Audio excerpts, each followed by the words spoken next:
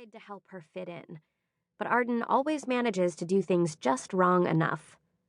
Like straightening her hair.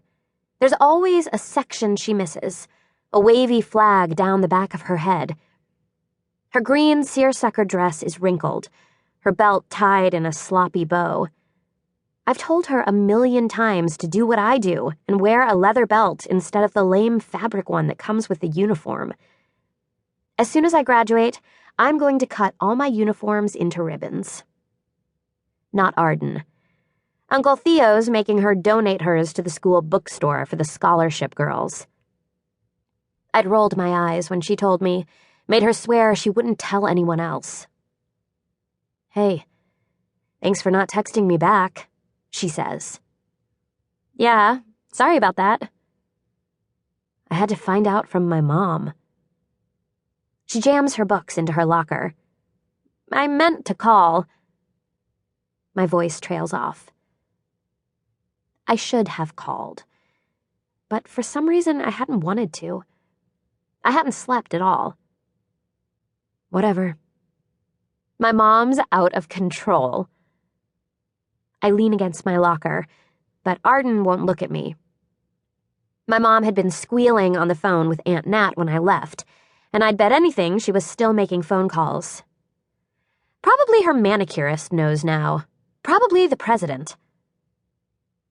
Arden's mouth quirks up at that one, but only for a second. She's really pissed. "Definitely CNN," I continue. "And Good Morning America. Now she's trying to find out if NASA can relay a message around the world."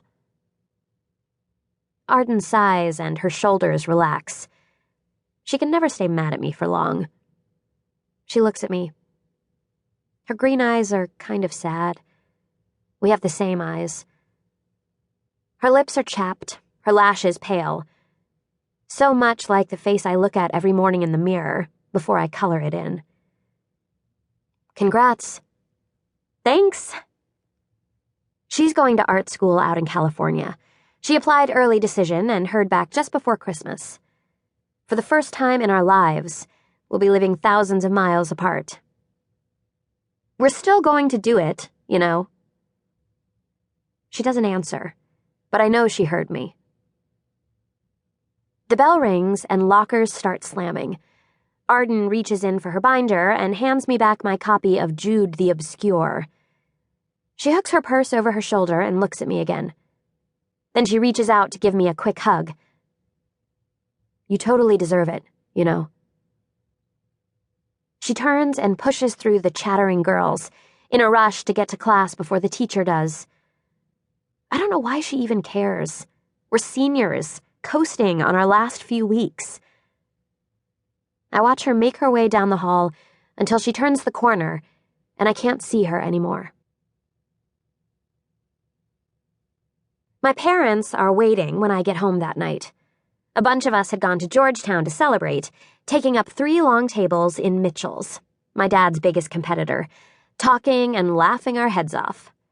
When I'd ordered a bottle of Cristal, Mitchell raised his eyebrows. I remember when Aunt Nat was his sous chef. "Come on," I begged. "We're celebrating." I gave him a special smile and Mitchell caved, like I knew he would.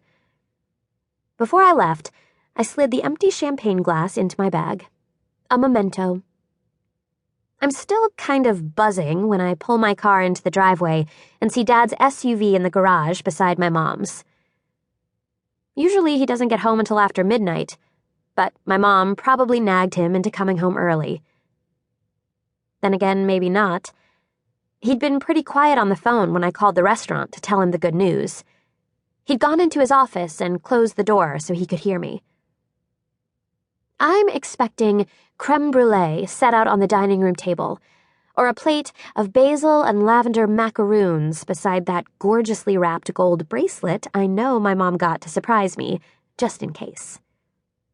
I expect my parents' faces to be proud and glowy, and prepare myself for all the hugging I'm going to have to endure. But when I step through the front door, they're in the living room, my mom on the couch with her hands knitted together, and my dad standing by the fireplace and not looking at her at all.